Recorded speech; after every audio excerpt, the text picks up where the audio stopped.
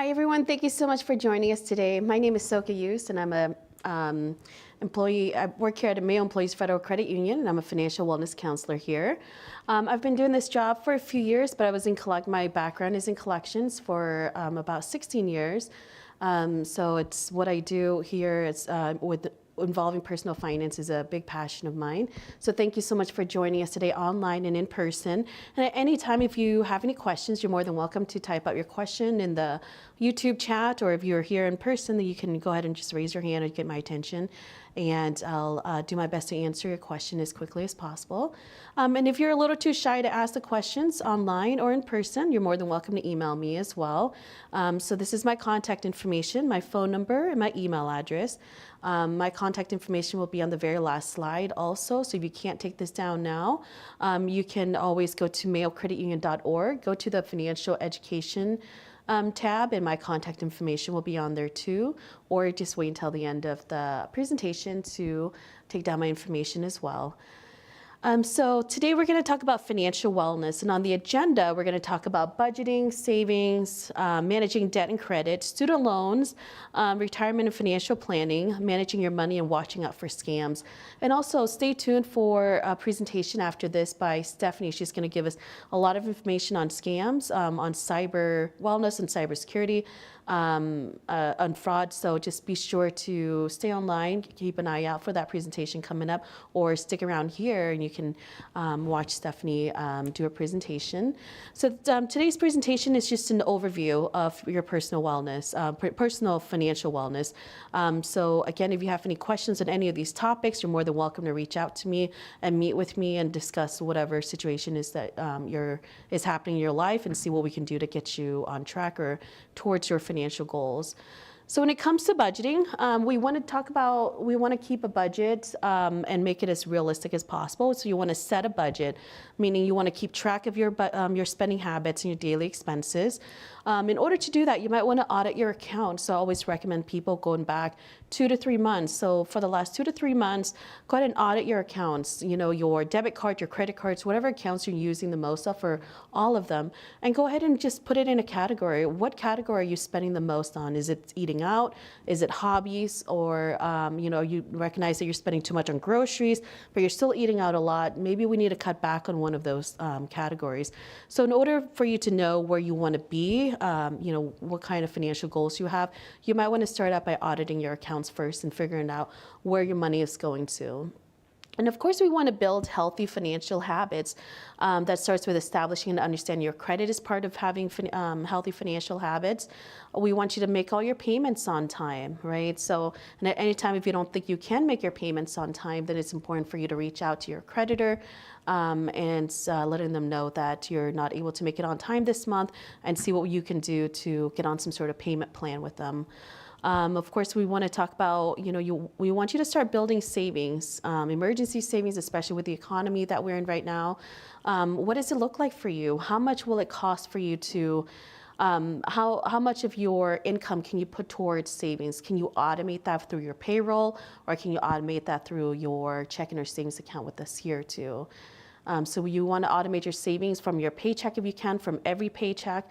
Try to go ahead and do the numbers and see how much you need to, how much you need to set aside. We want to talk about setting your financial goals too. So of course, we want to talk about, short-term goals. That's things like that's less than a year. We want you to do your emergency savings. Take less than a year to go ahead and save that up. And medium-term goals, 2 to 3 years. Long-term goals will be several years or decades in advance. So here's the breakdown with budgeting. So where do you actually start? So this is just a very simple template, but you can actually, there's a lot of really good apps or websites out there, or templates out there you can download. This is free. Others are, you might find some free ones also. You can create a list of your monthly expenses. So first of all, you want to start out with, listing what kind of bills do you have, but also what kind of income you have coming in too. So you may be, just you and your spouse, or just you and, you have a couple of side businesses, or you, your spouse, your partner, whomever may have a couple of side business. So as long as you write down how much your total income is per month, So that's a great way to start. And then you might want to put down your fixed expenses. Those are predictable expenses, the same amount that are due, pretty much due the same amount and the same date of each month. Of course, with electricity and gas, things like that, it's going to fluctuate by a little bit depending on the season, but we still want to put it in as the fixed expense because it's going to be due around the same time of each month. And then write down your variable expenses. Those are things like groceries and household items. You don't have to buy like a 20 pack of paper towels every month, but maybe once every 6 months you do that. You can actually put that in your budget too. Or your hobbies. It could be summer hobbies are less expensive than winter hobbies, but we still want to put it down as expenses as well. We want to budget within your income also. So it's really important that you include all that in there. Again, personal care, we want you to have a category for your personal care, for guilt-free spending.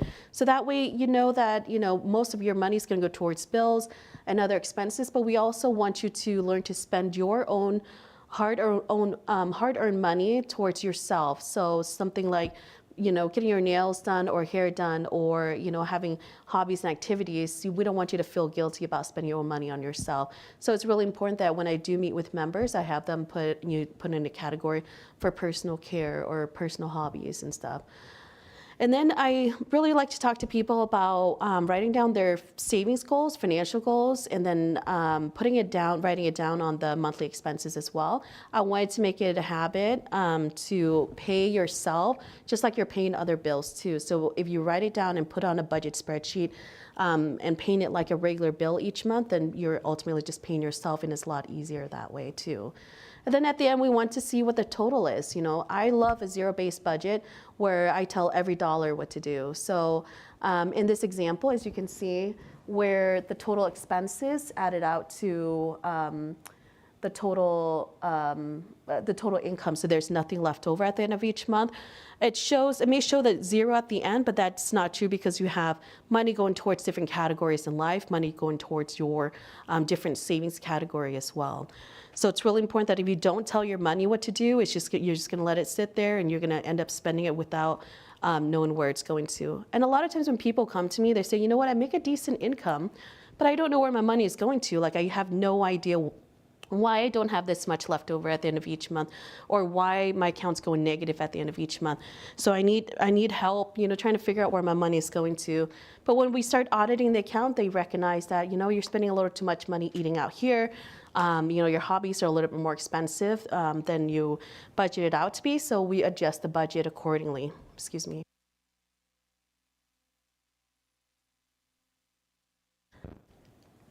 And so different ideas to reduce expenses. You can change your cell phone plans or your providers. There's so many different cell phone providers out there, so that means it's really good for the consumers. There's a lot of competition out there, so it's really important that you start, maybe every year, every 6 months or so, review your cell phone providers to see if you can find something cheaper, or get on a family plan if that's cheaper for you, or get off a family plan if that's cheaper for you as well. With the summers coming up, it might be worth the idea of canceling your gym membership or putting your gym membership on a pause. Might be a good idea too if you're an outdoorsy kind of person.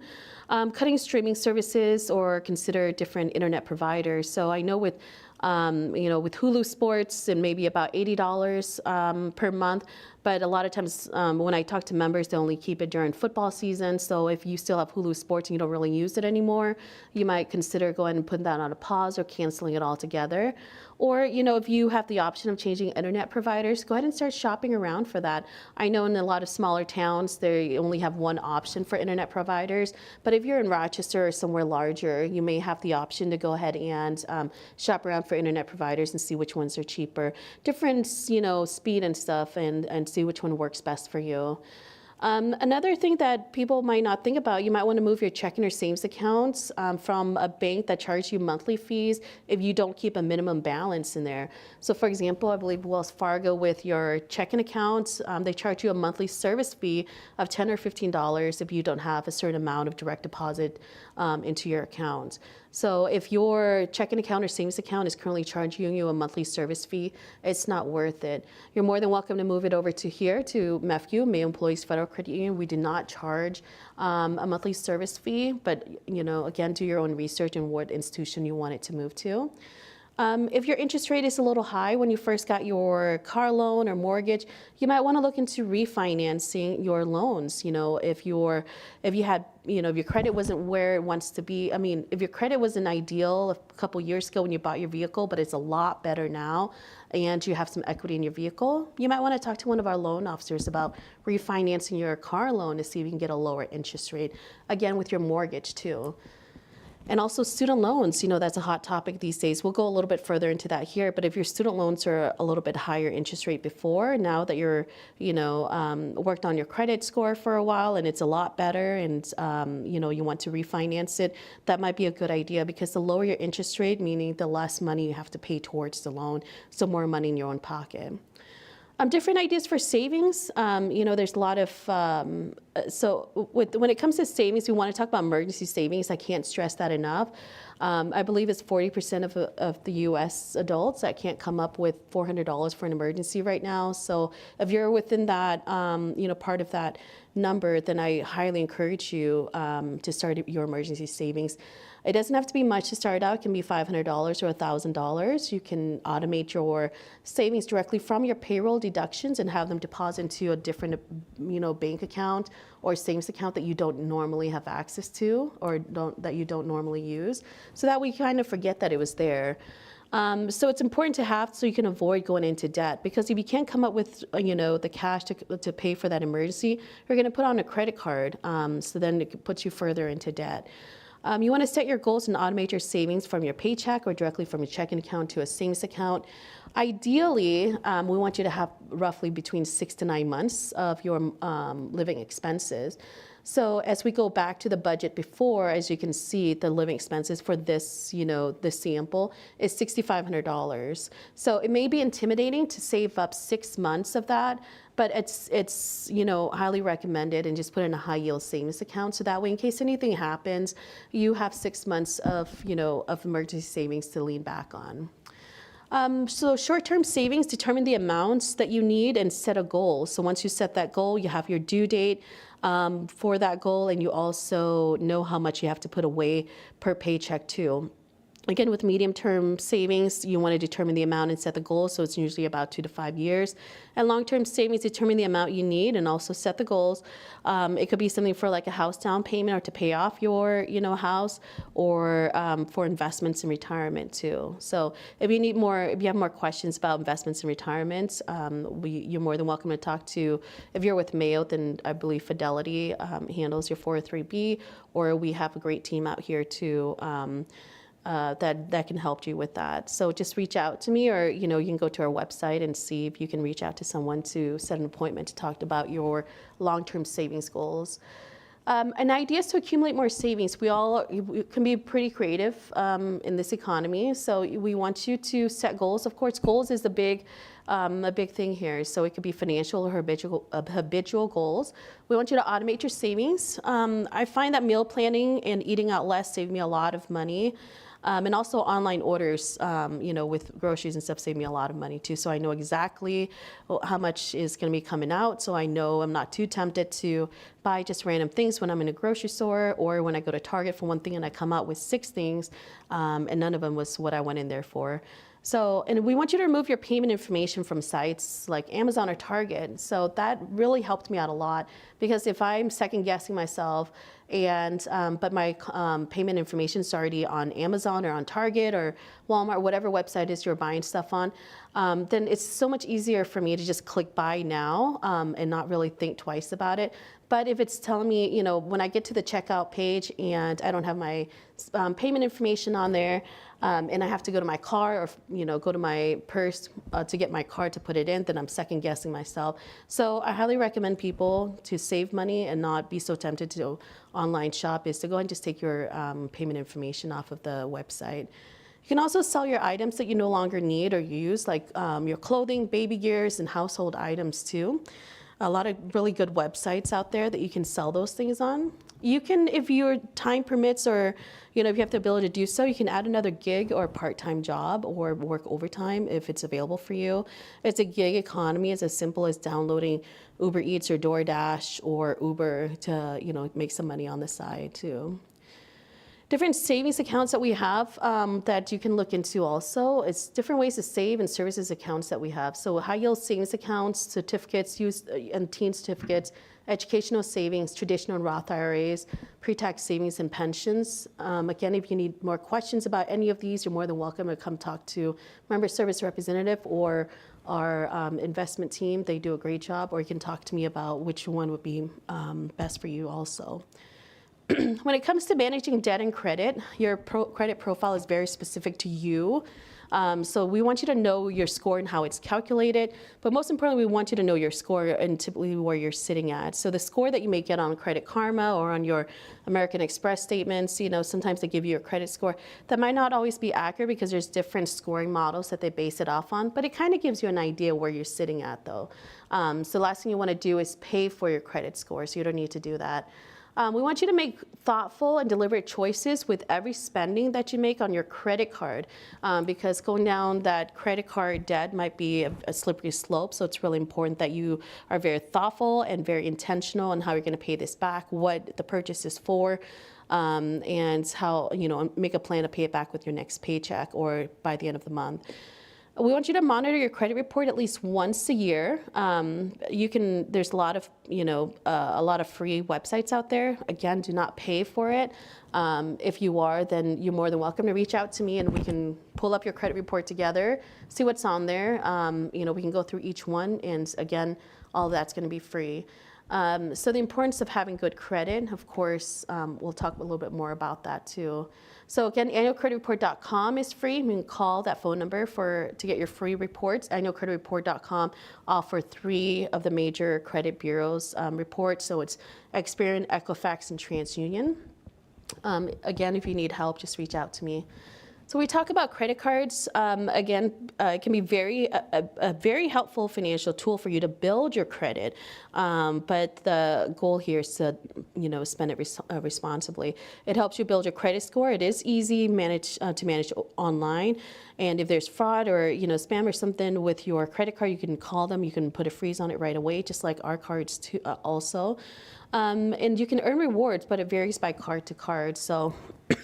If you are trying to get like a 1% reward by shopping it at, by getting gas and groceries, but you're not paying your credit card back, it might not be worth it for that 1% cash return. Again, with the rewards for each credit card, it varies so much by each card. So it's really important for you to review the fine prints too, or even talk to someone about that.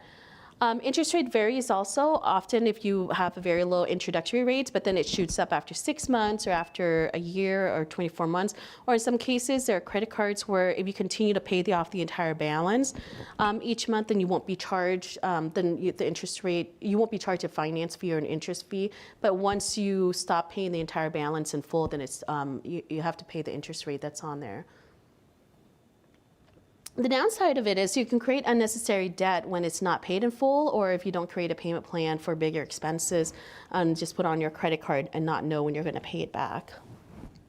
So if you find yourself in credit card debt, please reach out to us. Let us know. What happened, and we kind of try to determine what happened in the first place, so that way we can make the same mistakes again, and then we can move forward and set goals and how we can get that paid off. Next, we'll talk about loans, different types of loans. We have student loans, your personal loans, your vehicle loans, your mortgage and home equity loans.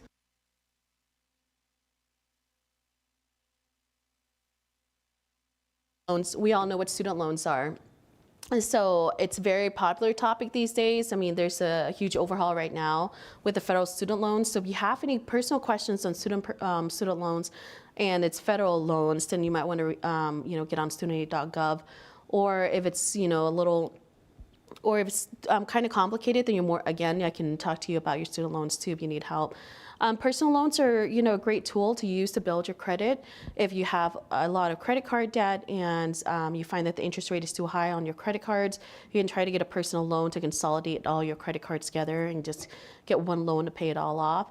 And so your mortgage and equity loans is important to look to understand and look into, especially with the market kicking up here during the summertime. And payday loans is something that I typically tell people to stay away from. The interest rates are really, really high, so it's quite predatory and it's illegal in a few states. So Minnesota, it's not illegal in Minnesota right now, but it's really something that I typically tell people to stay away from. So buy now, pay later loans, those are the things like if you're checking out Amazon and it says you can apply for Klarna and pay one, you can break down your payments over 4 payments. So instead of paying $100 for this purchase, you can pay $25 now, $25 in your next payday. Or $25, in your next month or something like that. So, I mean, it may seem easy and it's quite enticing. We don't have all of $100 to pay right now, but just be careful because it can get into, it can be a slippery slope also, where you have multiple buy now, pay later loans, and you just don't know when, you end up having 7 or 8 of them, and on paydays, all those are coming out. So just be careful with that too. So how is your credit score calculated? So it's split by 35% is payment history, 30% is amount owed, 10% is new credit, 15% is the length of credit history, and 10% is credit mix. So again here, with payment history, remember that's 35% of your credit score is based off your payment history. Just like your, premium of your car insurance is based off of your driving history. So again, your payment history, we want to show that you're paying your bills on time. And if you do miss a payment, you want to get current and stay current for as long as possible. And if you can't pay your bills on time, please contact your creditors. Let them know that you're in some sort of financial hardship at this time and see what kind of programs they have available out there for you. Do you need to move your payments, to the end of the lifetime of the loan, or do you need to just make a portion of the payment now and then pay the rest of it on your next payday? Just let them know. Just be upfront before you're actually delinquent, so that way we know or they know how to help you out. Don't wait until it's too late, so you want to contact them as early as you find out. Amounts owed, credit utilization is best to keep it under 30%. So for example, if you have a credit line of $10,000, we typically want you to stay under $3,000. It shows that you have, the willpower and determination not to spend the entire balance. And that way, if you, if you're not able to pay off the entire 30% back, at least $3,000 is way more manageable to pay back on a payment plan than it is $10,000 for a lot of people. So amount owed, remember that's 30% of your credit score. And length of credit history, that's 15%. So that's the average age of the oldest and newest accounts.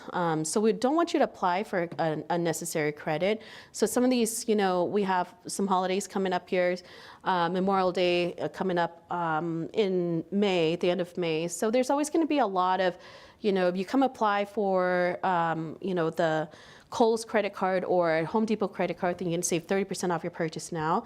You might want to reconsider that. Are you going to be able to pay off the entire balance on that credit card? Are you going to, just remember how it's going to affect your credit score. One, it's going to get a hard hit on your credit score, so your score will go down by a little bit. But also, two, it's going to shorten the length of your credit history, so your credit score is going to take a hit on that as well. So we want you to also use caution when opening a new credit line just to transfer balances. New credits, so limit new credits, apply for and open new credit cards only as needed. You can have your credit cards, but we want you to manage them responsibly.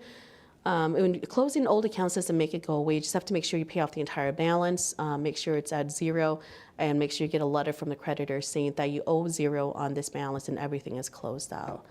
So, credit mix makes up about 10% of your credit scores. It shows your ability to manage different types of credit.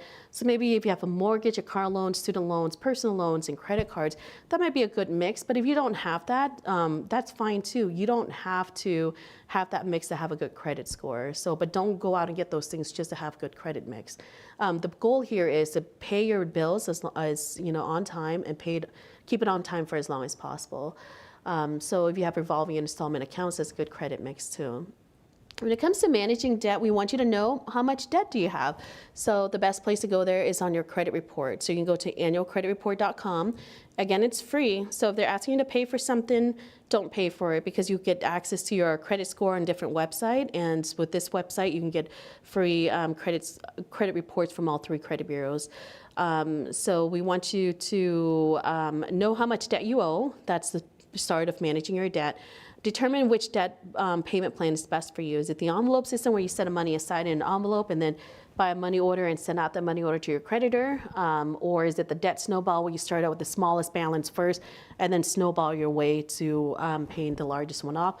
Or do you want to do the debt avalanche program where you pay off with the credit card or the loan, the type that that has the highest interest rate, and then work your way down to the lowest interest rate? Whatever works for you, or if you don't know which one works for you, you're more than welcome to reach out to me. We can do a debt repayment program together, and we can try out a few things until we figure out which one will stick for you. You can create a budget. A budget goes into everything here when it comes to finances because we want you to know how much income you have, how much monthly expenses you have, and how much you have left to pay back on your current debt. And then also, if you don't think that you can do that on your own, then consider meeting with the credit counselor like myself, or if you want to, you can talk to Consumer Credit Counseling. That's simply called CCCS, or and also know the difference between debt management and consumer credit counseling. So with debt management, a lot of times you have to stop making payments on all your credit cards and your loans, and they'll negotiate, with your creditor if they can lower the interest rate in all your debt. But remember, it's going to affect your credit in a negative way because you have to stop all your payments first, and then they start negotiating for you. So you have to pay a company, but they put it in an escrow account, and when they have enough in your escrow account, they reach out to the creditor and see if they're willing to accept like 10% settlement on that credit card or the loan. So just be careful with that. There's a lot of fraud out there when it comes to debt management, consumer credit counseling. So we just put that into the internet. Please just be very careful. But if you're so unsure about it, please reach out to me. I'd be more than happy to work with you to help you, set up a plan to pay off your debt and help you also determine if the company you're working with is fraudulent activity also. When is a good time to ask for help? I say anytime. Anytime's a good time. But if you find yourself going to bed and having anxiety and you're stressed out about your finances, I think it's a good time to talk to someone about that. Again, my services is free here, but you just have to reach out to me and let me know what you need help with and what kind of goals we have. So that way we can set up some goals for you too. Then we'll talk about student loans. Again, it's so much going on, so many changes with student loans right now, but we'll just touch a little bit about it. Two different types of student loans. You can have your federal student loans and your private student loans. So you have federal student loans, student aid, FSA. You can go to studentaid.gov and they'll have the most recent information that's happening out there. If you don't know who your student loan service provider is, such as Mohila or Sallie Mae or whomever it is, you can go to annualcreditreport.com and figure out who you owe, and you can reach out to them and see what's going on with your student loans if you have questions about it. So federal student aid website, what kind of loans do you have? Do you have subsidized loans or unsubsidized loans, or is it private student loans? And are you eligible for the public service loan forgiveness program? If you work for Mayo and you meet all the criteria, such as if you work for an employer that's like Mayo or government entities or other nonprofits, or if you're a full-time employee, which in this case, if you work 30 plus hours per week, if you're on the right eligible repayment plan, and if your loan is eligible, then I think it's a good idea for you to apply for the public service loan forgiveness program, and then continue to make 120 payments until it's paid off, and then ask for forgiveness for the rest of the loan after that. So I think if you have questions about this, please go on student.gov or reach out to me. We can look over your student loans together. So federal loan consolidation, you can consolidate subsidized loans together and unsubsidized loans together, but you can't consolidate subsidized loans and unsubsidized loans together. In private student loans, you can consolidate both federal loans into your private student loans together and make it one loan. Just remember that you'll lose you'll forfeit the benefits provided by federal loans if you move your federal loans to your private student loans. The repayment terms is 5, 10, 15, depending on what institution you go with. And consider multiple options in terms. So there's going to be different options for you to pay back, and names that you can drop off. Let's say if your parents were co-signers because you were 18 and you couldn't get your student loans yourself. So when you consolidate your student loans into just under your name, you can always drop your parents' name or the co-signer's name. The pros of private consolidation: you make fewer loan payments, you can save money with a lower interest rate, improve cash flow with lower payments because your interest rate is going to be lower too. You can release your co-signer sooner, but you also forfeit the benefits of the federal student loans, so just be mindful of that. The SAVE program, It's not available at this time. I think they just axed it maybe a week or two ago. But it's still important to note that that was available. And that might bring it back. We just don't know what's going on with it just yet. So we'll skip over this for now. So what happens if you can't afford your loan payments? You can forbearance it. You can still, so even though the federal forbearance is still not available, but you can still reach out to your student loan servicer and let them know, hey, I'm having financial issues. What are some of my options? Can I postpone my payments? So just know what some of the risks are of doing that and what that entails. Just because your payments are paused, that doesn't mean that your interest rate pauses also. So what does that look like for you? So you make changes in your expenses and lifestyle so you can afford your student loan payments. Just know how much your student loans is really important too. And also when we talk about retirement financial planning, that involves paying off debt, college savings, your life insurance, estate planning and trust, and long-term care. So it's really, really important that you review all of this as part of your retirement financial planning for your future for long-term savings. So when it comes to retirement planning, we want to identify your retirement goals and your desired lifestyle. Are you going to be traveling the world? Are you going to be moving around within Minnesota and South Dakota, or here within the U.S.? Are you going to be going from traveling from one kid's house to the other in different states? Or what is your desired? What does it look like for you? I don't think it's ever too early to think about your retirement lifestyle. You want to contribute to your employer sponsor plans, whatever is available for you. It could be your 403B with Mayo, 401k with other institutions. So it's important to take a look at that. What other plans do you have? Do you have a traditional IRA, or do you have a Roth IRA, or is that something that you want to look into? And we want you to understand your government benefits as well. What will be available to you when you retire? What kind of insurances are available for you? What does long-term care look like for you? If you have to buy long-term care insurance, when is a good age to start buying that, where it's going to be the cheapest for you? So the goal here is we want you to start saving for retirement as early as possible. As this next graph shows us, like if you start, in order for you to hit $1 million by 65 years old, assuming the market has a 10% annual return. So if you had started when you were 15 years old, which I wasn't paying or thinking about retirement at 15, but if you had started at 15, all you have to do is invest $60 a month for a total investment from 15 to 65 for 50 years. You paid $36,000 and you'll hit $1 million by 65. But if you start at 25, as you can see, the total investment is $77 or $160 a month. But if you start at 35, the total investment is $158,000 or $440 per month. But if you start at 45, then it gets bigger. But let's see, like at 55, you would have to have a total investment of $582,000 in order for you to hit $1 million within 10 years. So it's really important the sooner that you start investing and saving for retirement and talking to someone about it, the easier it will be for you. So if you have any questions about that, please reach out to me.